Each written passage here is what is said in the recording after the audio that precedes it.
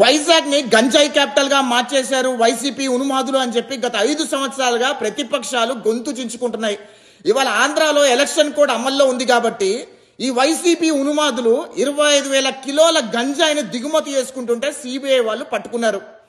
అంటే ఒక బ్రెజిల్ దేశాన్ని నుంచి 25,000 కిలోల గంజాయిని ఈరోజు దిగుమతి చేశారు. అంటే గత 5 సంవత్సరాల్లో ఎన్ని లక్షల కిలోల గంజాయిని దిగుమతి చేస్తుంటారు ఈ వైసీపీ ఉన్మాదులు? దయచేసి ఆంధ్రప్రదేశ్ రాష్ట్ర ప్రజలందరూ ఆలోచన చేయండి.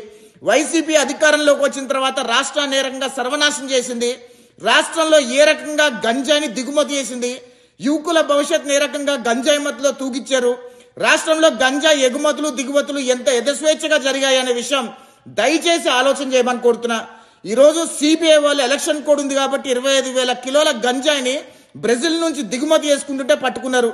అంటే గత 5 సంవత్సరాల్లో ఎన్ని లక్షల కిలోల గంజాయిని దిగుమతులు చేసుకున్నారో ఎగుమతులు చేశారో ప్రజల విజ్ఞతకే వదిలేస్తున్నా. ఆంధ్రప్రదేశ్ రాష్ట్రాన్ని వైసీపీ ప్రభుత్వాన్ని జగన్మోహన్ రెడ్డి నుంచి కాపాడుకోవాల్సిన అవసరం ఉంది. ఇంకొకసారి వైఎస్ఆర్ కాంగ్రెస్ పార్టీ అధికారంలోకి వస్తే ఆంధ్రప్రదేశ్ రాష్ట్రం భారతదేశంలోనే కాదు ప్రపంచంలోనే డ్రగ్స్ క్యాపిటల్ గా మారిపోద్దనే విషయం దయచేసి ఆంధ్రప్రదేశ్ రాష్ట్ర ప్రజలను గుర్తించండి, గమనించండి.